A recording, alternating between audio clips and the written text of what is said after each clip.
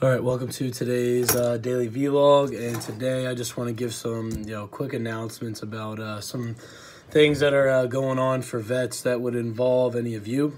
So basically, the first one is coming up at the end of this week. Thinking about Thursday through Saturday. We're going to be doing a pre-order on the new line of Vets merch that we're going to be coming out with. So basically, I don't have any made yet of these things, but we have the ideas, and depending on if you want to get in on early on some of those ideas, I'll have them explained and everything. You can put in a pre-order for that, and you'll get in on the first batch of the brand new 2019 Vets merch. So it's something we're pretty excited about. The things we're going to be doing, we're going to be doing a slim fit t-shirt that's black. It's going to have Vets logo right here, and then on the back it's going to be the slogan, always hungry, never satisfied. Pretty a standard shirt for what we usually done. Second thing we're going to do is a baseball tee, which is something that's been very popular with the Vets merch of recent past. And what that'll be is actually a gray shirt with black sleeves, black Vets logo here, black always hungry, never satisfied on the back. That one I think will be really cool. That'll also be like a slim fit kind of shirt. We're also going to do our first time ever doing sweatshirts. So this sweatshirt is going to be black. It's going to be plain here. It's going to have Verified Elite Training Systems logo down the arm, and then always hungry, never satisfied on the back. I think that would be really cool. Next, we're going to do something we've never done before, and we're going to be doing sweat shorts. So basically it's, cut off sweatpants basically, but they're actually, made as that. It's going to be black, and we're going to have the Vets logo right on the knee. I think those will be really cool. I'm telling you, I'm pretty excited for that. And lastly, we're going to be doing the snapback, which I already wear all the time, but this is the only thing that we have right now. So it'll be the black hat with the red logo, the white guy here, and then green brim. So pretty standard stuff. I think it's going to be cool. I'm ready to see what the gear comes out as, and so just a heads up for anybody who wants to get in early on those orders, as we're putting them in. So everything is made to order. So that's, kind of what we're changing. We used to do it in bulk, so I would buy everything in bulk, and then you would say, hey, I want this. I would see if I had it, but now we're not going to have to deal with those problems of, oh, I ran out of this, or ran out of that, or we don't have your size, or whatever. So now you'll purchase your product, and we'll have an order for you. So if you want snapback, sweatshirt, sweat shorts, then you'll get those made exactly to yours, and I'll send you those things to you. Or you can do a pickup, and the prices for all this stuff also will be launched coming on Thursday, so that you can figure out financially what you can do, and as well as the flat rate shipping will also be on there if you're going to have it shipped. So that's the first thing that's new. The second thing that's new is I'm finally going to be introducing my speed model. And my speed model is an idea that came to me back in December. It's turning out to be the way vets will grow from a marketing standpoint and from a sports performance standpoint, just because this model very efficiently, effectively, and with a lot of flexibility describes and relates exactly to how I do things, how I've been doing things, and my new line of thinking moving forward. It's something that is not fully developed yet.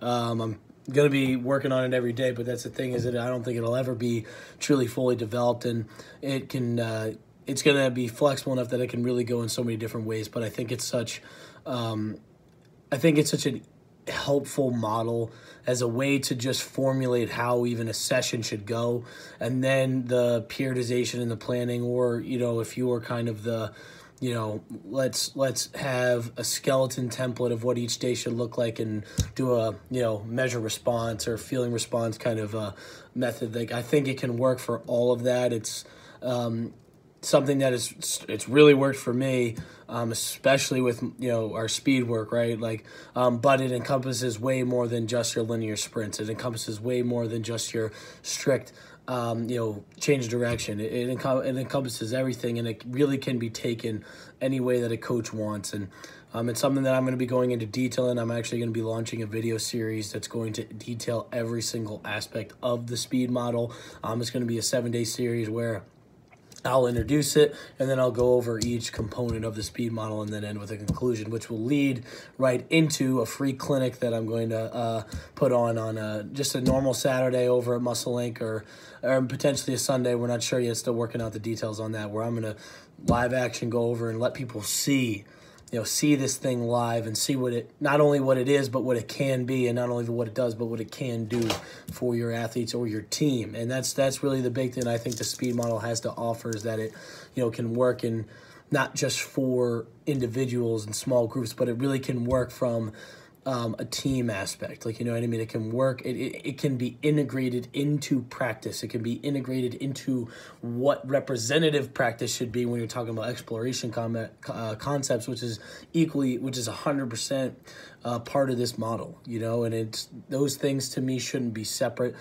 Practice, sporting sessions, skill development sessions, lifting, like physical training, whatever you want to call it, like all those things should be one. And because in a true strength and conditioning setting, if you're talking, professional, collegiate, at those levels, like those things are integrated.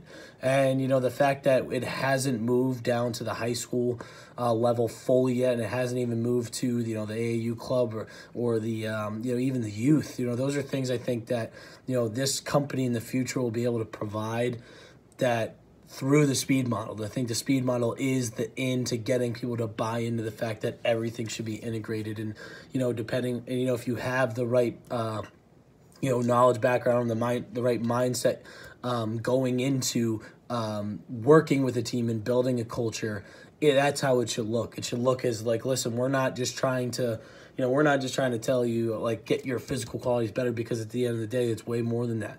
The first thing that should be attacked is, making athletes better humans. And I'm not talking about movement quality. I'm talking about, setting goals, working hard, like, attacking your attitude and your effort, and your positive psychology, your consistency, your flexibility, your coachability, like those things, no matter what trainer you go to or what program you enter, or, like what scheme you're involved in or what facility you have, what facility, if you don't have that, if you don't have those things as a person, as a young man, young woman, or as a young athlete, old athlete, professional, if you don't have those, like, you're not getting the most out of yourself, and you're being cheated on what this strength conditioning industry is really about. It's about helping athletes become better humans, and not, it's part of, it's funny how, like, social media kind of, how everybody's focused on,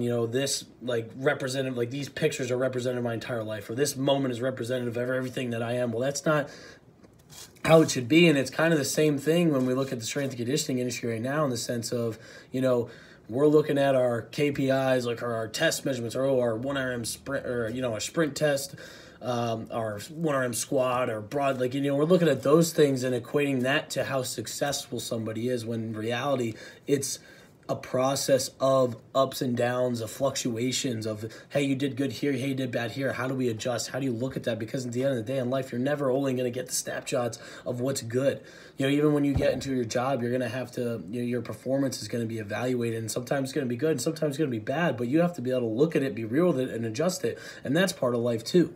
So that's kind of what's coming up, and I'm really excited about it. And stay tuned, because, if you're interested in, ever learning more about what VETS really does and what I really do, like, this is going to tell you. And I'm seriously excited about it. So hope that got you juiced up. Have a good night.